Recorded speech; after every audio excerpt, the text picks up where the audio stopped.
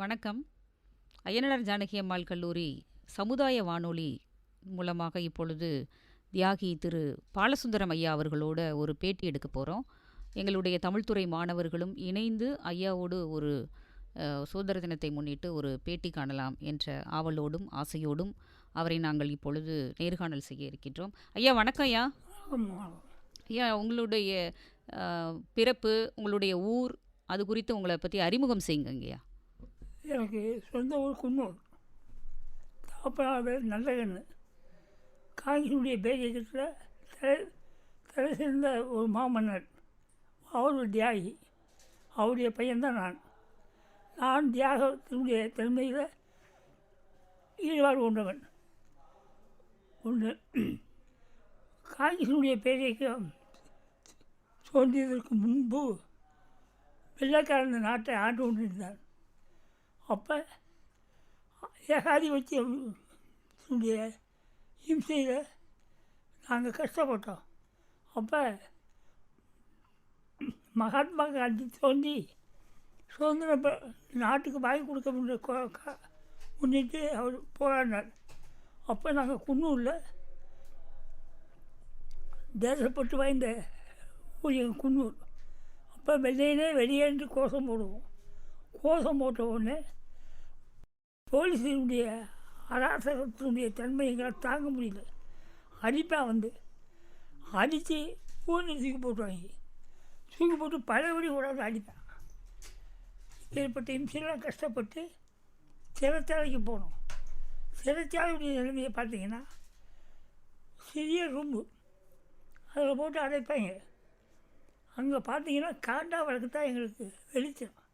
அந்த காண்டா வழக்கு வெளிச்சத்தில் இருக்க போகும்போது எங்கே பார்த்தாலும் மூட்டை சரஞ்சரமாக தொங்கும். காண்டா வழக்குடைய அந்த சீமத்தினுடைய விளக்குடைய புகை ரூம்பு பூரா பறந்து கண்டங்கரையே இருக்கும். கொடுத்ததுக்கு ஒரே துணி தான், மற்ற துணி தரமாட்டாங்க. பொத்திக்கிற ஒரு கம்பம் போர்வை கொடுப்பாங்க. அந்த போர்வையில் தான் வெறும் மூட்டை, இது சீரப்பேன். மூட்டைக்கறி 1, சீரப்பேன் 2. 3வது அது கறி தாங்க மாட்டாங்க. கீழே படுத்தோம்னா புளி உண்ணி இந்த நாய்க்கு கடிச்சு முடித்தீங்களா. எங்கே பார்த்தா மணல் பூரா புது மணலில் அந்த உயிரோடு இருக்காது. அப்பேற்பட்ட கஷ்டத்தெல்லாம் கஷ்டப்பட்டு ஒன்று அதுதான் போது வையே. எங்களை என்ன பாடுபட்டாங்க தெரியுமா உங்களுக்கு? மழை எங்களுக்கு சட்டி தான் கொடுப்பேன், மண் சட்டி. அந்த மண் சட்டிலாம் வளம் இருக்கணும், அதெல்லாம் ஒன்றுக்கும் இருக்கணும். நாங்கள் தான் தூக்கி கொண்டு கொட்டணும், நம்ம தான் கழுவிக்கணும். அதை தலைமாட்டில் வச்சு பட்டுக்கணும். நாங்கள் பட்ட கஷ்டம் என்ன? முட்டைக்கடியும் உடுத்த குடிக்க கஞ்சி இல்லாமல். என்ன சாப்பாடுங்கயா கொடுப்பாங்க முட்டை சிறைச்சாலையில்? கூழ், கேப்பக்கூழ். கேப்பக்கூழ் உப்பு இருக்காது. 3 நேரம் அதே உணவு தானா சிறையில்? இல்லை, அந்த அரிசிக்கு உப்பு. உங்களுக்கு ஏன்னா ருசியாக இருக்குது, உங்களுக்கு ஏன்னா ருசியாக இருக்குது. நீங்கள் எந்தெந்த சிறைச்சாலையில் இருந்திருக்கீங்கய்யா? நான் வந்துங்க மதுரையில் 3 மாதம் இருந்திருக்கேன். திருச்சியில் 1 நாள் தான். பாலங்கோட்டை 2 நாள் இருந்திருக்கேன். மற்ற அரசியல் வாழ்க்கையில் எத்தனையோ நாள் சிறை பல சிறைக்கு போயிருக்கேன். இப்போலாம் பச்சைக்கணக்கு இருக்குது. இப்போ இருக்கிற சிறைச்சாலையில் சாமி நான் பாட்டுக்கு இருப்பேன். அன்னைக்கு பட்ட கஷ்டம் என்ன? ஒன்று, எங்கள் குடும்பத்துக்கு கக்கன்சி வந்து நெருங்கிய பழக்கம். எங்கள் சித்தப்பா வந்து எம்பியாக இருந்தார், மதுரையான்னு சொல்லி. அவர் காலத்தில் கக்கன்சி வந்து சேவாலயத்தில் பாரதா வேலை பார்த்தார். அந்த பாரதா வேலை பார்க்கும்போது என்ஆர் சுப்பாராமனுடைய அந்த ஸ்கூல். அப்போ எங்களுக்கு சம்மந்த வழி மதுரை. அப்போ எங்கள் குடும்ப பழக்கம் ஆயிடுச்சு. அதுக்கு பிற்பாடு அரசியல் வாழ்க்கையில் ஈடுபட்டு கக்கன்சி வந்து மினிஸ்டர் ஆனார். மினிஸ்டர் ஆனால் இந்த பகுதி வரும்போது எங்கள் ஊருக்கு குன்னூருக்கு முதல்ல வந்து எங்களை தான் பார்ப்பார். எங்களை வந்து பார்த்துட்டு தான் போவார். அதற்கு பிற்பாடு அவர் உடனே பாதிக்கப்பட்டு மதுரை ஆஸ்பத்திரியில் இருக்காரு. எங்கள் குடும்பத்தில் என்னை என் பேர் உண்மையான பேர் பாலசுந்தரம். என்னை செல்லான்னு எங்கள் ஊர் தலைமுறை. எங்கள் குடும்பம் வந்து ஒரு ஏழ்மையாக இருந்த குடும்பம். அப்படி இருக்கிற காலங்களில் பிள்ளைச்சோறு கொடுப்பாங்களாம். அதுக்காக என்னை செல்லான்னு பேர் வச்சாங்க. அவர் என்னை செல்லான்னு வரும் வேக்கன்சி வந்து. அப்போ உடனே பாதிக்கப்பட்டு எனக்கு ஃபோன் பண்ணுறாரு. செல்லான்னு நீங்கள் உடனடியாக வாங்க, என்னை வந்து பாருங்கள், நான் பிழைக்க மாட்டேன் அப்படின்னு. அப்போ இங்கேருந்து அங்கே போகிறேன். போனால் கோரம் பயிரில் படுத்துருக்காரு. காலெலாம் வீங்கிது. தியாக புருஷன் தென்னலாங்கோட தவமணியை வரலாம். நாட்டுக்காக அவர் பாடுபட்டு தேசப்பட்டு குடும்பம் போங்களாங்க. இன்றைக்கி மனசு பேகுதுங்க. நாங்களாம் பட்ட கஷ்டத்துக்கு நாங்களாம் அனுபவிக்கல. இப்போ யாராலும் அனுபவிக்கிறாங்க. இப்போ நான் அன்றாடம் இப்போ கம்மாவாடி போனேன் சாப்பாட்டுக்கு. நல்லா கவனி. அன்றைக்கி நிலைமை என்ன, நான் வாங்கி கொடுத்த சுதந்திரம் என்ன, யார்ட்டையும் கையெழுந்தது. அப்படி இருந்தும் கூட இதே சிவாஜியில் எம்பி சேனாடால் எனக்கு பழக்கம், டீச்சர் தலைமுறை எனக்கு பழக்கம். என்னை கண்டா என்னையே மதிப்புக்குரிய செக்ரட்டரிடம் பார்த்தாங்கன்னா தனியே மரியாதையோட சாப்பாடு கொடுப்பாங்க. அப்பேற்பட்ட எங்கள் மேலே பட்டு. இன்றைக்கு என்ன ஒரு காரணம் கேட்டிங்கன்னா மனது வேறு. இவ்வளோ கஷ்டப்பட்டு சுதந்திரம் பாடுபட்டு மகாத்மா காந்தி செய்த ஒரு புண்ணியம் இன்றைக்கி எங்கள் சிலை மகாத்மா காந்தியுடைய சிலை குன்னூரில் இருக்குது, அடுத்து சின்னமனூரில் தான் இருக்குது, மற்ற இடத்துல கிடையாது. அந்த மாதிரி எங்கள் ஊர் சிலையை நீங்கள் பார்க்கணுமோனே உண்மையான தோற்றமாக இருப்பார் மகாத்மா காந்தி. இப்போ இடியக்கூடிய தலைவாக இருக்க போகும்போது அதை அகற்றி வேறு துண்டை எடுத்துட்டு போன வாரம் தான் கடைசி மனு கொடுப்போம். முன்பதுக்கு அல்ல. சுதந்திர போராட்டத்தப்ப நீங்கள் மகாத்மா காந்தியடிகளை பார்த்துருக்கீங்களா? மகாத்மா காந்தி சிறு பையன்மா, நான் சிறு பையன்.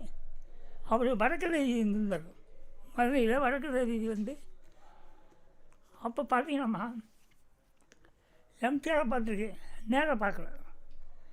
எம்ஜிஆரை பார்த்துருக்கேன், ராஜீவ் காந்தியை பார்த்துருக்கேன். ஆனால் காந்தி மாதிரின்னு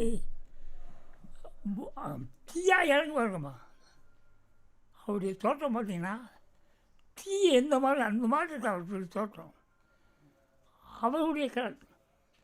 அந்த மதுரையில் நீங்கள் காந்தியடிகளை பார்த்துருக்கீங்கல்ல, உங்களுடைய தகப்பனார் வந்து உங்களை தோளில் தூக்கி வச்சு காந்தியடிகளை காட்டினதா நீங்கள் சொன்னீங்க.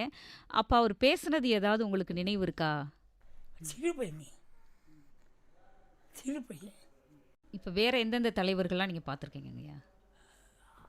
வேறு காமராஜர் நல்லா தெரியும், கக்கன்சி நல்லா தெரியும்.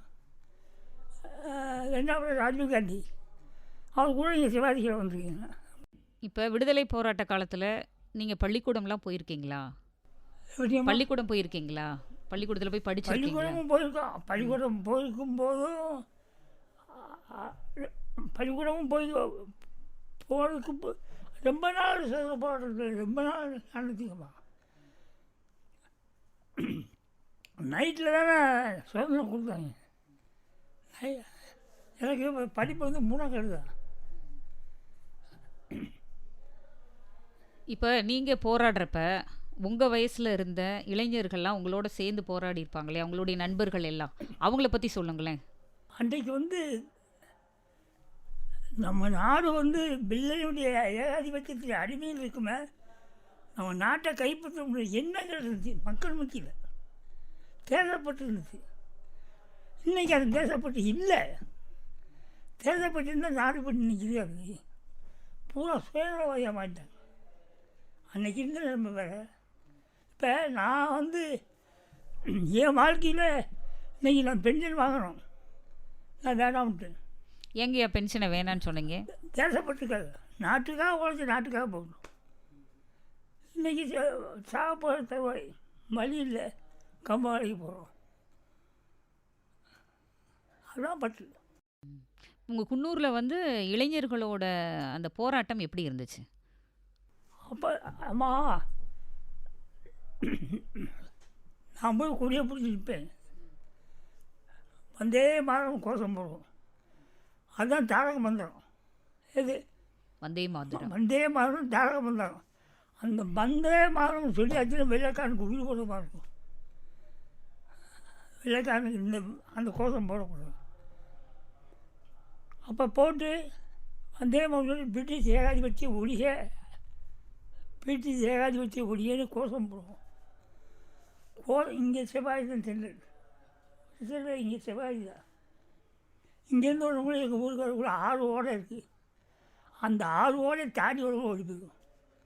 அப்படின்னு எப்படிக்கிறோம். பெண்கள்லாம் உங்களை வந்து பாதுகாத்துருக்காங்களா? இப்போ நீங்கள் தப்பிச்சு ஓடி இருக்கீங்க, உங்களை வந்து கைது பண்ண வரப்பையோ இல்லை நீங்கள் போராட்டத்தை முன்னெடுத்தப்பையோ அப்படி தப்பிச்சு போயிருக்கீங்கல்ல, அப்போ வீடுகளுக்குள்ளெல்லாம் பெண்கள் உங்களை அதுலப்பா பாதுகாத்துருக்காங்களா? கொடுமைப்படுத்துவாங்கம்மா. ஏம்மா அதான் நீங்களாம் பார்த்தீங்கன்னா நம்ம ஏன்டா மனிதனாக பிறந்தோம்னு நினைக்கணும். வீட்டில் உள்ள கோழி இருக்காது, கோழியெல்லாம் பிடிச்சிருக்காங்க பூரா. ஏம்மா எங்கள் வீட்டுக்கு பின்னாடி வச்ச போட்டு இருப்பாங்கம்மா. நாங்கள் தெரியாமல் ஒரு மாட்டிலேருந்து பார்த்தோம்னா எங்கள் வீட்டு பெரிய ஓடை, அந்த ஓடையில் பார்த்தீங்கன்னா துப்பாக்கி வச்ச போட்டு தான் இருப்பாங்க. பூரா தொப்பி இப்படி மறைக்கு இருக்கும். அந்த கண்டவே அதெல்லாம் நினைக்க ரொம்ப மழை. இப்போ ஒரு சில போராட்ட வீரர்கள்லாங்க அந்தமான் சிறைச்சாலைக்கெல்லாம் அப்படி கடத்தியிருக்கிறாங்க. அந்தமான் சிறைச்சாலைக்கு கூட கடத்தியிருக்கிறாங்க அந்த விடுதலை போராட்ட வீரர்களை. அந்த மாதிரி உண்டு. அப்போ அப்படி கடுமையாக இருந்த காலகட்டத்தில் உங்கள் வீட்டில் உங்களை பார்த்து அச்சப்பட்டாங்களா? நீ விடுதலைக்காக போராடுறீங்க அப்படின்னு உங்கள் வீட்டில் எதுவும் வேணாம் அப்படின்னு சொன்னாங்களா? விடுதலைக்கு போராடும்போது அந்தமான் போகிறது வேறு, பாலங்கோட்டை தான் மெயின். அங்கே தான் ரொம்ப சித்திரவதை பண்ணாங்க. செக்க இருக்க சொல்கிறது, செக்க மனிதன் அந்த செக்க அடிப்பான், சாட்டையை வச்சு அடிப்பானுங்க, மாட்டாடுச்சு மாதிரி. அப்போ அவங்க சுற்றி அந்த எடுத்து வரும்போது ரத்தம் பீரிட்டு ஒழுகுமா.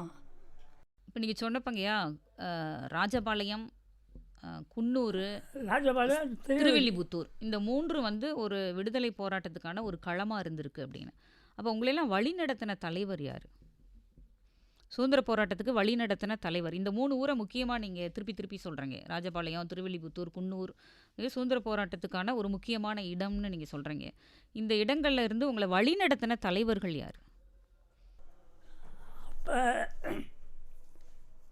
அப்போ அந்த டைத்தில் நாங்கள் இருக்கிற காலங்களம்மா குமாரசாமி ராஜபாளையம் குமாரசாமி ராஜா அவர்தான் வழிநடத்துனாரு. நம்ம பாளையங்கோட்டிலேருந்து இங்கே வர அவருடைய செல்வாக்கு தான், அவர் தான் வழிநடத்துனார். இன்றைக்கி அதே மாதிரி அவருடைய சொத்தப்புறம் நேரு பாராமரிய மாதிரி அவரும் சொத்தை கொடுக்குறாரு. அதே மாதிரி எங்கள் குன்னூரை கேட்க சங்கரிக்கணும். அவர் வந்து கலைஞர் மருத்துவமனைக்கு இடம் கொடுத்துருக்காரு. பஞ்சாயத்து போர்டு இன்றைக்கி அந்த பில்டிங்கே 2 கோடி காணும், அதை ஷிஃப்டாக கொடுத்துருக்காரு. அதுவும் போக இது மருத்துவமனை கக்கசி தான் அடிக்கல் நாட்டார். அவர் காமராஜ் மாதிரி உண்மையான ஒரு தொண்டனர். இப்படி வழிநடத்தக்கூடிய பாதை உள்ள வந்து அதுக்கு பிற்பாடு அங்கே பட்டராய்ப்பில் கிருஷ்ணசாமி நாயுடு, இங்கே நம்ம சென்னாக்குளம் கிருஷ்ணசாமி நாயுடு இருந்தார். அவரும் வழி காய்கறி பட்டில் வழிநடத்தினார். திருமண நாயுடு, மகராஜபுரம், இதெல்லாம் முக்கியமான ஆள். இப்போ நான் சொல்லக்கூடிய ஆளுகள்லாம் காங்கினுடைய பேரியக்கத்து வளர்ச்சி பற்றுடையவங்கலாம். பரவாயில்ல. நம்மளோட பகுதிகளில் அதுவும் குறிப்பாக ராஜபாளையம், திருவில்லிபுத்தூர், குன்னூர் பகுதிகளில் உங்களை வழிநடத்தின தலைவர்களை பற்றி பேசுனீங்க. இந்த போராட்டங்கள் எல்லாம் பெண்கள், குழந்தைகள் அவங்கெல்லாம் பங்கெடுத்திருக்காங்களா? பெண்கள்லாம் போராட்டத்துக்கு வருவாங்களா? இல்லைம்மா, நான் பார்த்து சித்திரவதை பண்ணுவாங்க. பெண்களை சிறைச்சாலைக்கெல்லாம் கூட்டிகிட்டு போயிருக்காங்க போராடின பெண்களை. நாம் அதை பார்த்தோம் தர முடியும். ஆனால் சித்திரவதை பண்ணுவாங்க. இப்போ நான் என் மனைவி இருக்காங்கன்னா உங்கள் வீட்டுக்காரங்கன்னா அடிப்பாங்க, அடித்து துன்புறுத்துவாங்க. காந்தியோட கதராடை இயக்கம் அதை பற்றி பேசுங்களேன். உங்களோட காலகட்டத்தில் எப்படி கதராடை உடுத்தணும் அப்படிங்கிற ஒரு பழக்கம் எப்படி இருக்குது? ஒரு காலத்துமா வெளிநாட்டில் இருந்தால் பஞ்சு வந்து உற்பத்தி பண்ணி ஆறு அதுக்கு பிற்பாடு தான் வெளிநாட்டிலிருந்து அந்த இதை அகற்றணும்னா மகாத்மா காந்தி இந்த நாட்டை அவளா நூற்று அவளா நீங்கணும் அன்றைக்கு அவர் செய்த இதுதான் இன்றைக்கும் நாங்கள் கவலையா. நான் எளிய வாழ்க்கை வாங்க வேண்டேன். ஆமாம் கோச்சிக்கிறாங்க. இந்த சட்டை 800 இந்த வேட்டி 600. நாங்கள் இருக்கிறாங்க 5 ஒரு நான் காந்தியை பார்த்துட்டு சர்வதத்தில் வேலை பார்த்துருக்கேன். அப்போ ஒரு வேட்டி 5 இன்றைக்கி ஒரு 500 வேட்டி சட்டை 800. எவ்வளோ வித்தியாசம் பண்ணுவாங்க. அன்னைக்கு உள்ள காலம் என்ன, இன்றைக்கி இருக்கிற காலங்கள் பாருங்கள். இன்றைக்கி சொந்தத்தில் உற்பத்தி பண்ணக்கூடிய நிலம் அன்றைக்கி வெளிநாட்டில் இருக்கப்போ வந்த பண்டிகைகளுக்கு 5 விலை. இன்றைக்கி அங்கேயே விளையுது, இங்கேயே நூக்குறோம். என்ன செய்ய முடியும்? காலம் அப்படி மாற்றோம். ஆனால் மகாத்மா காந்தியுடைய புனிதமாக அந்த இதவும் கொள்ளையடிக்கிறாங்கம்மா. அதை காதி போடுவார், சர்வதேச வேறு 2 பற்றிக்கிட்டாங்க. காதி போடுறது தெற்காலாம், சர்வோதயம் வந்து காந்திய போதையான். எப்படியோ போகுங்கம்மா, நாடு எப்படியோ போய்கிட்டு இருக்கு. நேயர்களே, இதுவரை நாம் கேட்டுக்கொண்டிருந்தது தியாகி திரு பாலசுந்தரம் ஐயா அவர்களின் நேர்காணல். இதனுடைய தொடர்ச்சியை நாளை கேட்கலாம்.